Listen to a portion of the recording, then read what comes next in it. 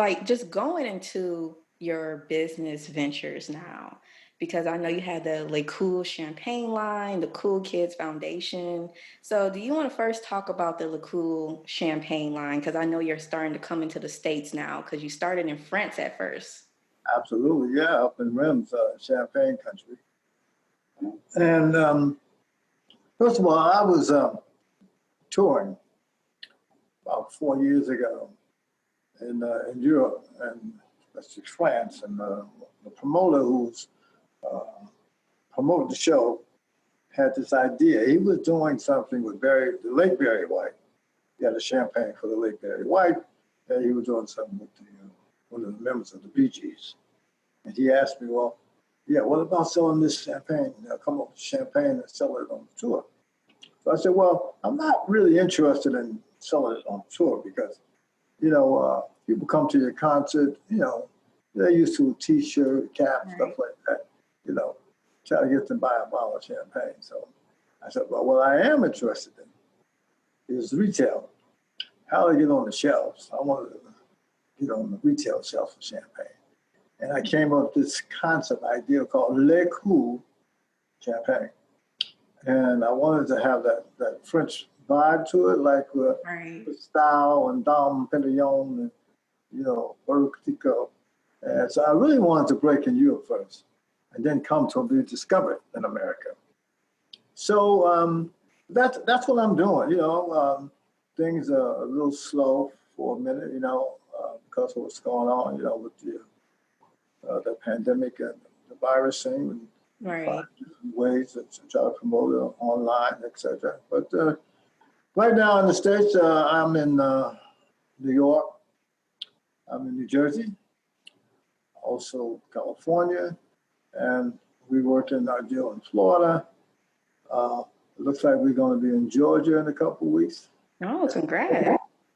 Because it's different from the music business and record business.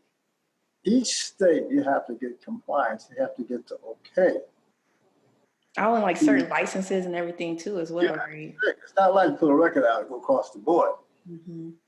You got to deal with each state. So we're getting there. So we're happy about it. And hopefully, when we come out of this thing, we find a cure for this whole blues.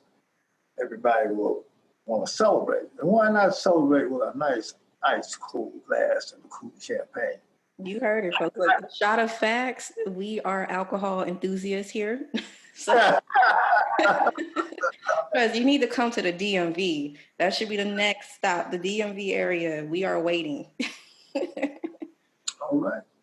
Yeah, but going into the Kool Kids Foundation, since that's something that you and your late wife has started, right? And it's bringing music education back into the schools. So how are you bringing that back into the schools? And has COVID affected this foundation at all? Yeah. Of course, I lost my wife almost 3 years ago. It was her baby, her idea. All right.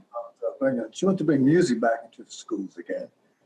Because when we were growing up, you had music was in the schools. I went, got a violin out of the music class, didn't like it.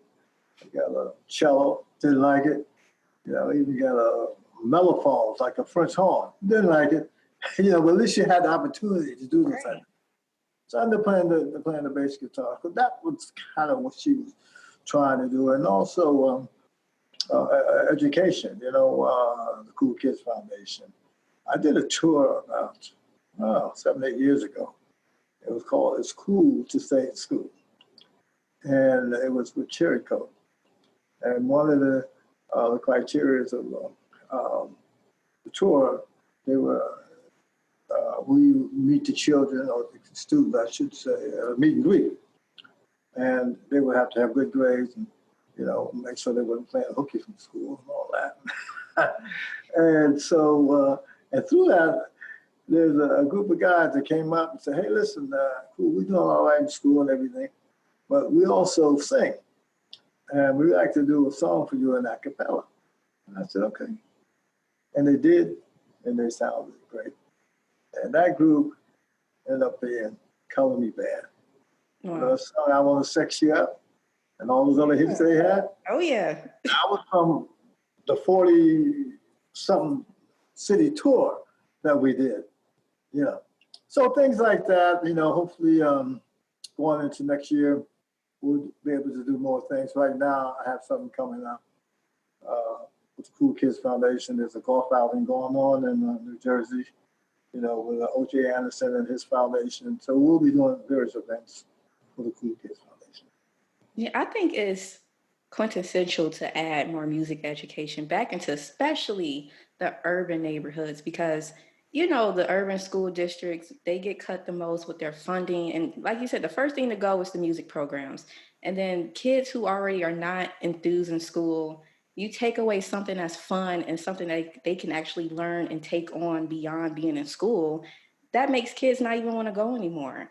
And people don't even realize, like you said, the avenues that people can go through with learning music, the career choices, just the doors that open with implementing music education into our regular school education system.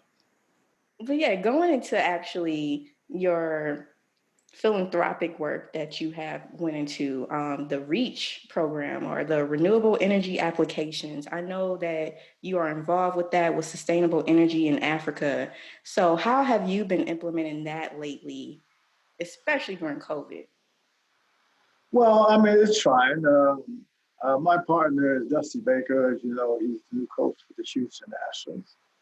And we have a project called the Kool Baker Energy for Africa. So as things open up as we pray for 2021, that we'll be able to do more projects. One of the things I have wanted to do before this whole coronavirus to do concerts in Africa powered by solar energy to Wow. where, all your equipment, lighting, everything is powered by solar energy. Instead of those old noisy and smelly generators that we used back in the day. So, we're looking for the future. So hopefully in 2021, we can get out there again and do some things.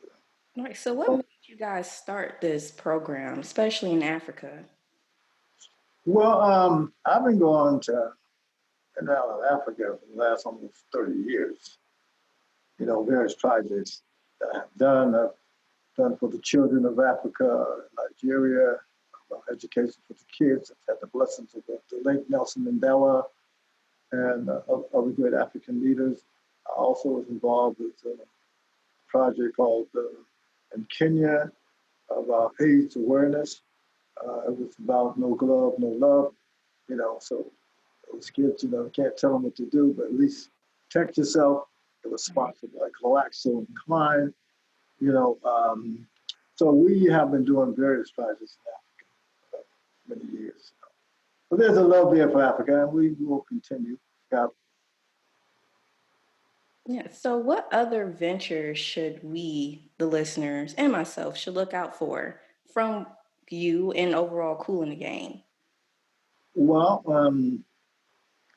we're working on a project, fertilizers, which goes with the whole solar. So it's organic fertilizer, green boost. And we have a couple other names that we can, you know, um, for to enhance the yield of farmers, in America and in Africa. That's another project that my cousin and I are doing, Tony. Set So, up that's more into organic farming in a sense. fertilizer, organic fertilizer. Yeah. Okay, that's cool. So, I So didn't know you're into the sustainable energy overall with agriculture, energy sources, and everything. Okay. that's how it's moving. Now, going back to Kool again, we have a song called Pursuit of Happiness, which should be out shortly. And it's called Pursuit of Happiness, World Peace. And it's dealing with what's going on today. It's dealing with some of the lyrics from the Constitution that my brother wrote, for the pursuit of happiness. And we also, my cousins and I, we have a concept called Let's Make the World Cool Again. I know that Trump was saying, let's make America cool again. What about the world? Let's make Right. it cool again. What happened to the days of Adam and Eve when it first started? Where did we go wrong?